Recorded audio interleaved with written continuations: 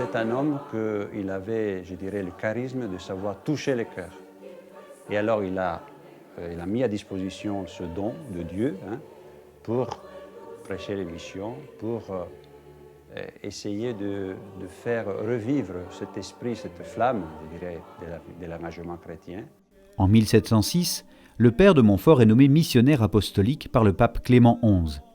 C'est le signal fort qu'il attendait pour repartir sur les routes et évangéliser les villes et les villages de l'ouest de la France. Il organise pour cela des missions, sortes de retraites spirituelles, qui permettent de diffuser l'évangile et de renforcer la foi des participants qui renouvellent les vœux de leur baptême. Au programme, un catéchisme solide, des cantiques écrits sur des airs connus de l'époque et la construction de calvaires, toujours accompagnés de grandes processions. Une mission du temps du Père de Montfort, c'était en général 3 semaines à peu près, ou 1 mois. Donc il y avait plein de rencontres par secteur qui étaient organisées par le prédicateur ou avec les frères qui l'entouraient.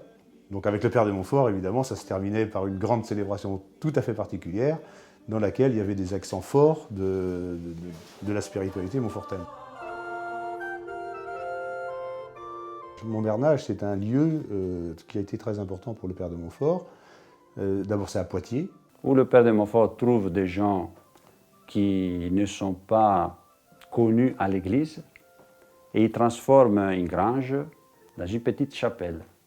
Et il prêche des missions donc où les prêtres de l'époque n'allaient pas. Quand il a dû partir pour aller vers d'autres lieux, d'autres missions, il s'est dit il ne faut pas que ça reste comme ça. Donc il faut que tout ce qu'on en a fait, les prières, Marie, ça se continue. Et ça ne peut se continuer que par des laïcs.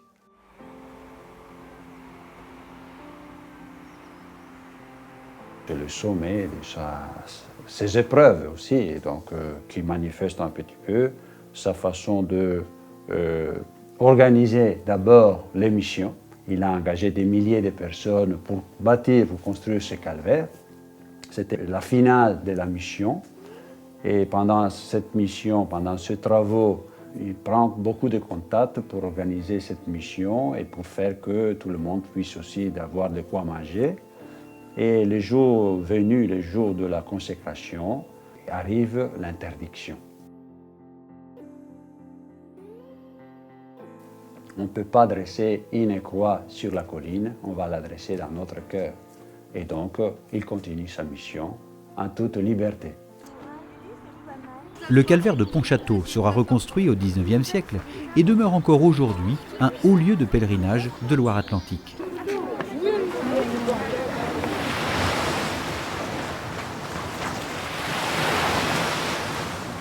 Lors de sa traversée pour se rendre à l'île-Dieu, le bateau où se trouve le père de Montfort et ses compagnons est suivi par des vaisseaux pirates.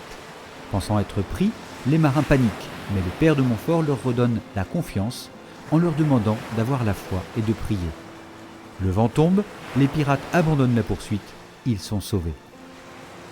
Il était persuadé que ce qu'il faisait correspondait à ce que Dieu lui avait demandé. Il n'y avait plus de problème, il fallait y aller.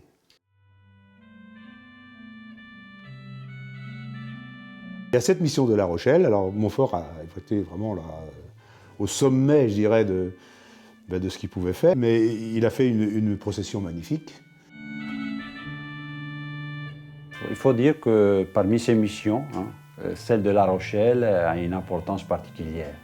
Donc là-bas, il voyait bien que les besoins de l'époque, de la ville, confiés aussi par l'évêque qui lui avait confié la mission, c'était de former les nouvelles générations.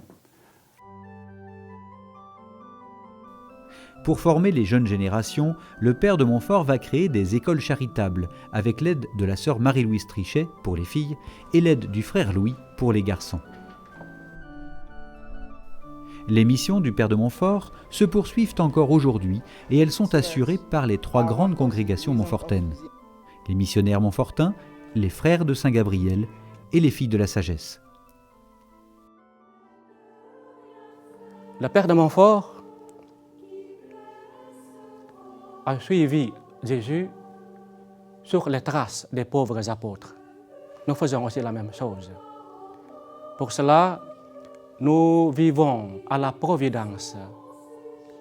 Un missionnaire montfortin est celui qui est toujours sur la route, prêts à courir et à tout souffrir pour sauver nos prochains, pour annoncer la bonne nouvelle.